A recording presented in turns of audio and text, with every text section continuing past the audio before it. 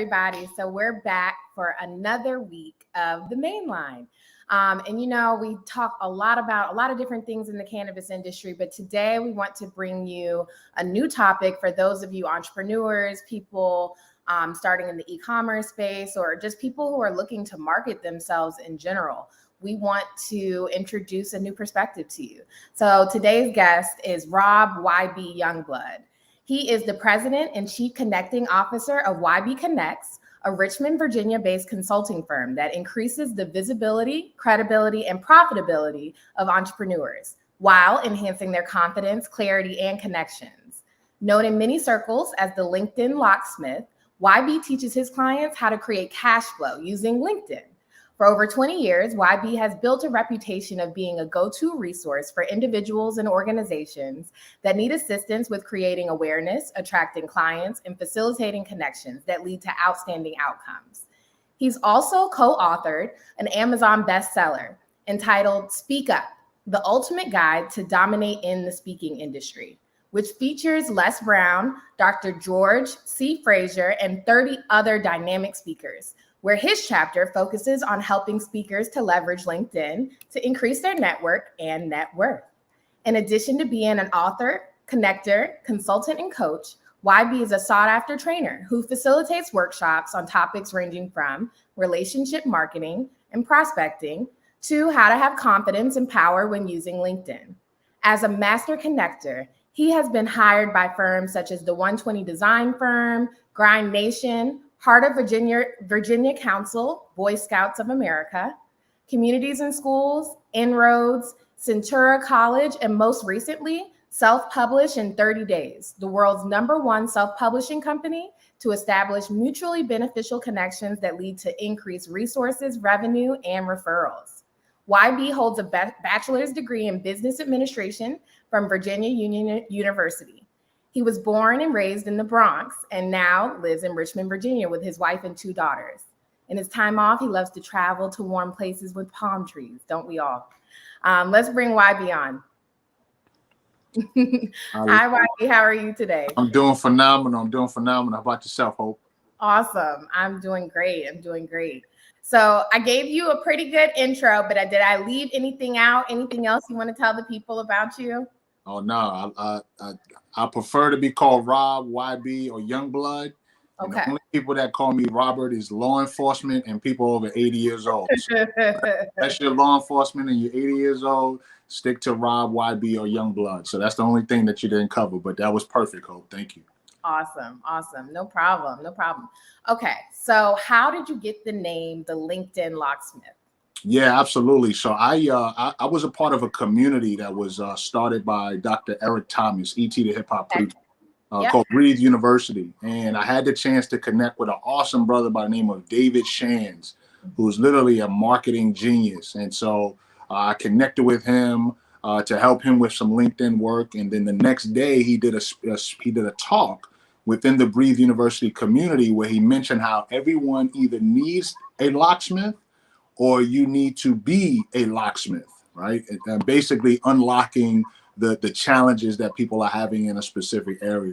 And so I volunteered to speak up, and he mentioned how I was his LinkedIn locksmith. And so because he was a marketing genius and because I thought that was a fly title, I snatched that, and ever since I've been LinkedIn locksmith. So a lot of people think that's a name that I came up with, but every time I speak, I've got to give David Shands props for that. He's the head of Sleepers for Suckers, and so phenomenal guy. And so I snatched that from him, and I've been the LinkedIn locksmith ever since. Awesome. What does that kind of entail? What does it look like when you're doing your locksmith work? Yeah, absolutely. What I find is that most people still see LinkedIn as a platform just to obtain employment, and it still does that. But what I do is I help to unlock LinkedIn for entrepreneurs who begin to see LinkedIn as a platform for obtaining new clients and generating revenue. So it requires a mindset shift, which allows for those folks who begin to use it in that way to get results. Most of the people who come to me are LinkedIn illiterate. Right. It doesn't mean that they can't read or write. It just means that they're not as good at using LinkedIn as they may be using Instagram, Facebook, or any other platform. And so when they come to me, I'm able to help them unlock the power by increasing their confidence, their clarity and connections, which then leads to cash flow. Definitely. What types of clients are you usually working with? What types of industries are they in? What type of businesses do they have? Yeah, so I'm able to attract clients from all industries, but what I'm finding is that the majority of my clients are authors, they are coaches, they are consultants, and they're speakers. So these are four types of individuals who benefit from having a wide network where they can touch the masses. So many of the speakers or authors who come to me, they speak about different topics, but their main goal is to increase their visibility, credibility, and profitability. Awesome. Awesome. Have you ever worked with, or do you feel like your methods could be applicable to brick and mortar stores in any way? Absolutely. I've actually had a few clients that have owned brick and mortar stores, and I actually encourage my clients to operate from a retail mentality. And what I mean by that is, if I were to walk into your shop today, one of the first things that you probably would ask me is, how can I help you? Right? Welcome to my shop. How can I help you? And I think that mentality is acknowledging that that person is there for something. The challenge for most people who don't operate from a brick and mortar is that they expect the customer to tell them what it is that they want versus acknowledging them as someone that might be looking for something. And so it's a shift. But yeah, folks with brick and mortar, I think that it all boils down to relationships, communication, and then being able to identify the gaps that people have and then helping them to solve their problem with the product or service that brick and mortar establishment has to offer. Yeah. What do you think are the biggest differences between LinkedIn and other marketing platforms and social media platforms like Facebook and Instagram, the popular ones that a lot of people are using? Yeah, extremely popular. So I would say the biggest difference is the fact that LinkedIn allows you to display your entire professional background, right? So it gives you the ability to promote your professional brand in a way that elevates your credibility. Whereas a lot of the other platforms don't really allow you to do that because their whole focus is social, right? So it's all about being social. And there are people making money on those other platforms, don't get me wrong, but it doesn't allow for people to promote their professional brand as much as LinkedIn allows you to do. And that's why I love being on that platform. Yeah, definitely. Yeah, I think that LinkedIn is, there's actually a lot of activity on there. I think people just, like you said, they think it's just somewhere that you go to get a job or anything like that. But there's actually a lot of connections being made, and that means that dollars can be made too. Oh, yeah, no question. I had a client tell me the reason why they're using LinkedIn now is because it's where the money resides. So they start doing like this, talk about where the money resides. So absolutely. Yeah. Have you had any clients almost shift away or make LinkedIn their primary marketing source? Oh, yeah, absolutely. As a matter of fact, one young man said he was dropping Facebook and Instagram all together when they had the little snafu a couple of, actually, I think it was last week or the week before. Last week or so, yeah. And so they wanted to be able to go clean and really focus on their professional brand and not so much on the personal side. So yeah, I've had people that they become impressed with the fact that they have a lot more traction on LinkedIn than they would on any of the other platforms. Well, why do you think some people aren't using it right now? Do you think they just don't know about its capabilities? Why do you think that, especially younger entrepreneurs, they're kind of not utilizing LinkedIn? Yeah, I think it's an intimidation factor. That's actually one of the comments that I hear often. It's like, I'm intimidated. It's LinkedIn is for professionals. And then I have to throw my coaching hat on and I ask, well, what are you? Right? Because the opposite of a professional is a rookie. Right? So if you're not a professional or you don't see yourself as a professional, then you're not going to be in a position to attract other professionals. Right? So I think the matter is, it's just people being reminded that you're good at what you do. You just need to be able to promote that in a platform where people may not know you exist. And so most of my clients, the reason why it resonates with them is because they know for a fact they're good at what they do. There's just a segment of people that's on this platform that may not be using those other platforms who are going with the competitor because the competitor is visible on LinkedIn. And if they were to become more visible, they would be able to snatch those clients back because they offer probably a higher quality service or they get better results, things of that nature. So for me, I'm just banging the drum to say, listen, come over and check LinkedIn so you can get the results that you're looking for. Because there's some people that are just not using those other two platforms, Facebook and Instagram, where they could get a lot more traction on LinkedIn. Yeah. I also find that people are a little bit, if you're marketing on LinkedIn, I think they take you a little bit more serious. You know, it's like, oh, anyone could throw up an Instagram page or anything like that, start a Facebook group. But if you're marketing on LinkedIn, you must be, like you said, a professional. Absolutely.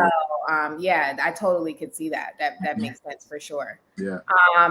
How can, let's say I'm trying to get into the cannabis industry, but I'm really not sure what I can do. How can LinkedIn help me connect with people in different companies and get in the industry? Yeah, so LinkedIn is very much like Google when it comes to searching, right? So the first thing I would do, and I would share this with anyone, is to start out by typing cannabis in the search.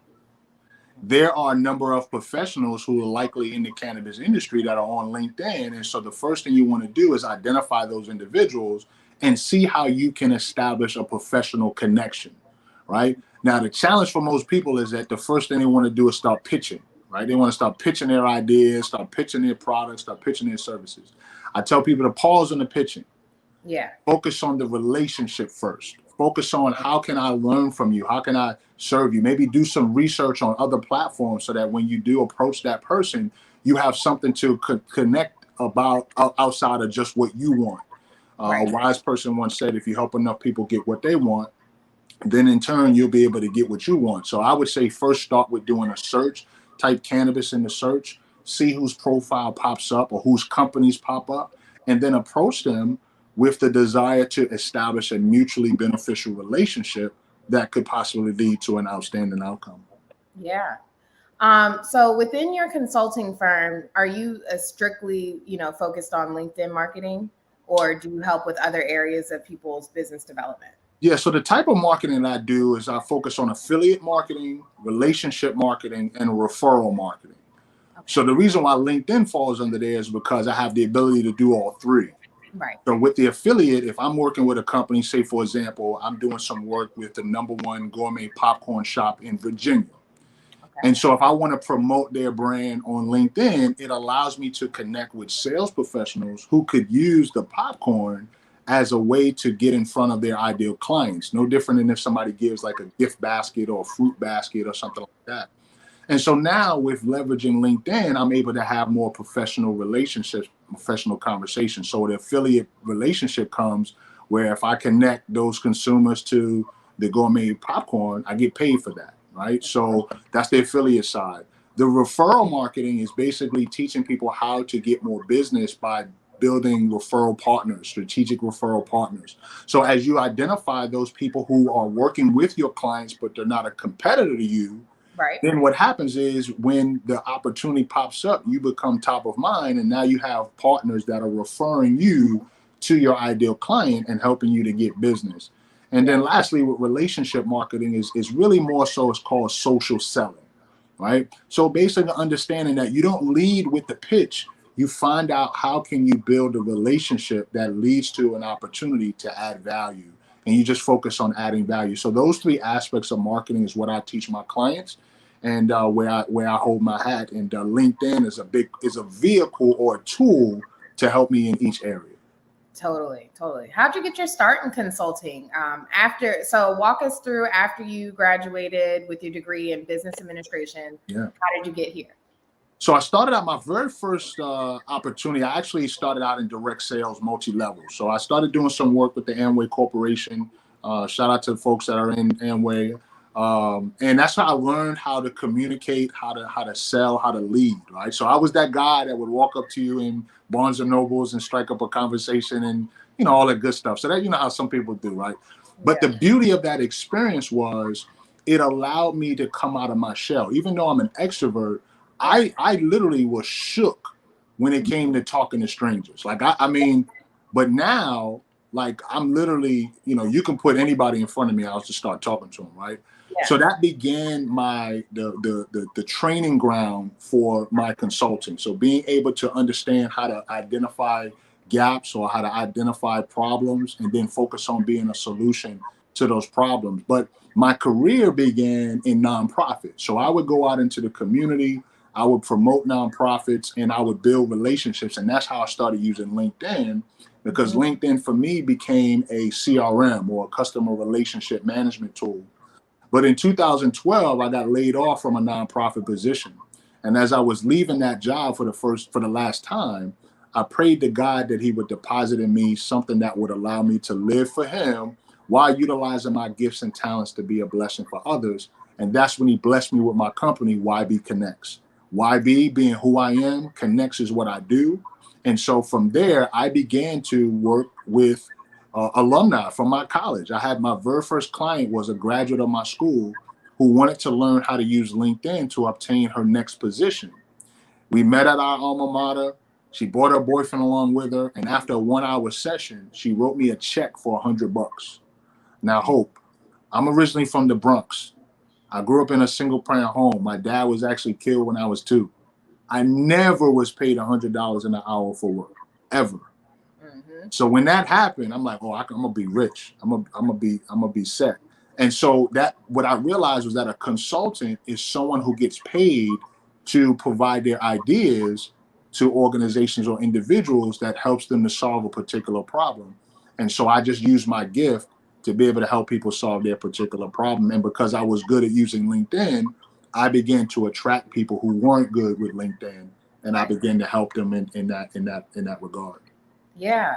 Yeah. And I heard you say that you were a part of a group started by ET. What was it like being a part of kind of like, I'm guessing it's some sort of like mastermind type of group? What is that like? And what do you feel like that group think of entrepreneurs in the same mindset? Like, do you think that's important? Oh yeah, it was a tremendous experience, Hope. So I got to share this because I want to be true to my brand.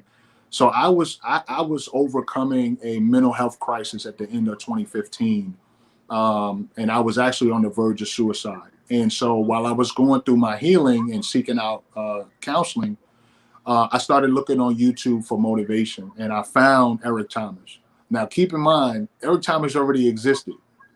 So it's kind of like a dude named Christopher saying he discovered America, right? So it's kind of like ET already existed, but I was like, no, I discovered this dude. But to make a long story short, while I was watching one of his videos, the Holy Spirit came into me and said, bring ET to Richmond. So I used my YB Connect skills to identify how I can find him. And eventually I was able to connect with him at his first event of 2016, where I learned about Breathe University, which is a phenomenal community that helps people to level up mentally, helps people level up spiritually, financially, in every area. And it allows for someone like that is a solopreneur to feel like they are not alone. I think the challenge for a lot of folks that are in business, if you're doing it right, you should be amongst like-minded people. But if you feel alone, if you feel like it's lonely at the top, you're probably not doing it right. Right. And so what Breathe University does is it gives you a community, it gives you a family that allows for you to learn some things, which this may have been the very first time that you've ever been exposed to this, right? And so it's scary, it's intimidating, it's nerve-wracking, but then you look to your left, you look to your right, you're on calls, and you hear how people are overcoming their fear to level up in their business and in their life. And so that's what Breathe University was for me. And I think anyone that has a coaching community, it's important that you cultivate that level of community so that people can feel that they're not just a number or they're not just a dollar. Like they feel like they're a part of a family. Totally. Yeah. Totally. Okay. All right. Well, I think that's important as an entrepreneur. I definitely connect with a lot of other entrepreneurs that are doing similar things. It helps to be able to talk through issues and just keep each other motivated. So I totally agree. Yeah. Tell us a little bit about your book, Speak Up, and what it was like to write a book and, your motivation behind it and how it's been since you published it. Absolutely. So I was blessed to connect with a gentleman by the name of Brian J. Olds, who is the president and founder of the Black Speakers Network, which actually just hit 15,000 members recently. So they're 15,000 members strong. They support speakers that are Black and brown all across the country, all across the world, actually. And so Brian approached me because he knew that I had a specific skill set in promoting LinkedIn and helping speakers to leverage this tool to enhance their visibility, credibility, and profitability. And so, when he invited me, I said absolutely, because that would have been my first step at becoming a published author. And so I contributed my chapter, was with a bunch of phenomenal other speakers that are members of the Black Speakers Network, along with Les Brown. Like who wouldn't want to get connected to Les Brown, right? And Dr. George Fraser, who's actually one of my mentors, who's literally the godfather of networking. Like he's the guy, he's who I strive to be when it comes to networking, right? And so I put that in the book, and now everywhere I go, I'm promoting. As a matter of fact, today I was dropping off a copy and putting it in the mail. It was going out to Chandler, Arizona, and when I approached the booth, the postwoman said, "Well, speak up." And so I said, "What do you mean? Like, well, what do you know?" She said, "Oh, I saw you writing on the book." I said, "Well, it's my book." I told her about it. She said, "Well, how much does it cost?" I told her how much it cost. And I said, "You want one?" She said, "Yeah." So I went to the car, because I got to be like Master P, right? You got to have them in the trunk. Got to have it in the trunk, right? Popped out. I had a nice little bag of books in the trunk. Came in with two, because I didn't know if her counterpart wanted one, so I got to be ready. And I signed it. She hit me with the Zelle. The cash came through. I gave her a book, and I was on my way. So I was like, "Come on, that's how we got to do it." So that's so awesome. That's so awesome. How difficult is it to publish a book? You know what? I think the most difficult thing for someone is just being in their own way. A lot of people want to create and analyze at the same time. And so as a publisher, what we teach our clients to self-publish in 30 days is, the first thing is, don't focus on analyzing, just create, right? Just create, put it on paper. It's raw. It's just going to be raw. But then that's where you have a team of editors and a team of designers that can help craft the book and pull it together. And so I think, and it's really three options, right? So you can either go about it all by yourself, which is kind of like building a house with your own hands. Okay. You can go and get a house that's already established, which is actually going with a traditional publisher. Or you can do the hybrid approach, where you work with a general contractor who is building the house according to your specifications, but using their skill set to put the house together and keeping you in the loop while you're going through the process. And so that's where we are at Self-Publish in 30 Days. And I think the challenge for most people is that they don't know the process. They focus on, saying, "Well, I'm gonna do it my way," but they haven't been educated on what their way works, whether their way works. And so the first thing is just focus on creating, then analyze, and then identify people who have your best interests at heart, that are willing to help you walk through the process. And then when you do that, you'll be like someone like Darren Palmer, who's a 10-time best-selling author, who has helped over 500 authors to become published authors through self-publishing and self-publishing 30 days. That's awesome. That's awesome. So what's next for you? What do you have coming down the pipeline? Anything new, or you chugging away on this current strategy? Oh yeah, always got to have something new. So I'm actually in the process of expanding my Level Up on LinkedIn tour, where I'm traveling to different cities to identify entrepreneurs who are looking for ways to level up. My desire is to hit every city where there's an HBCU, because I'm a graduate of Virginia Union University. Shout out to the HBCUs, which I know you're a proud grad of. Yes, right? I am. So my desire is to take the Level Up LinkedIn tour all around the country, and target primarily HBCU alumni, but any entrepreneur who feels like they want to level up on LinkedIn. And so I look to partner with clients that I'm working with, or organizations that may want to sponsor the event, so that I can come in, provide training, but also bring in a new market to that particular sponsor, so it creates that win-win situation. But yeah, my desire is I'm looking at a couple of cities now: Baltimore, Lexington, Kentucky, New Orleans. So just got a couple of things in the pipeline. That's awesome. Yeah. Well, that's great. That's great. Where can people find you? And if anyone has any questions, please drop it in the chat right now. Where can people find you to stay up to date with things you have going on? Yeah, the first place is I would say LinkedIn. You can find me on LinkedIn. Just type in Rob YB Youngblood, And yes, Youngblood is my real last name. A lot of people think it's a nickname, but it's my real last name. It's the name my daddy gave me. So Rob YB Youngblood in LinkedIn. And then what I would encourage you to do is to send a personalized note. Let me know that you found me on Marion, Maine, so that I can have that reference, and then we can build from there. People can also connect with me on Instagram as well, YB the Connector. And then lastly, they can go to my website, yourlinkedinlocksmith.com. Awesome. Awesome. I'm sure we're going to see a lot of amazing things from you. And I think that this is really great for our people who watch the main line to be able to just be exposed to new opportunities. A lot of people are starting businesses, they're entrepreneurs, they're online trying to sell products, and they need to learn new ways to market. So this is awesome. And I'm really, really happy that we had you on the show today. Well, I'm proud of you for, setting the pace. I think it's time that we see, more and more women that are stepping up and stepping out, which they're doing. And so I'm excited because you're in an emerging market right now, right? So you're leading the path that, that eventually there'll be so many other folks that'll follow the way. So kudos to you, and definitely appreciate the opportunity to be on your platform. No problem. No problem. Hopefully we'll have you back on when you write your next book. I'm looking forward to it. Problem. Okay. Thank you, YB. I appreciate you. My pleasure. You have a wonderful rest of your week. You too. All right, everybody. So that was awesome. We got exposed to some new marketing techniques, and, LinkedIn has been awesome for me to connect to other professionals in the cannabis industry. And it can be really great for you too. If you're looking to start in this space, or if you already have a business in this space, don't sleep on LinkedIn, and then hit up YB if you need some coaching there. All right, guys. So we will see you next week right here on the main line.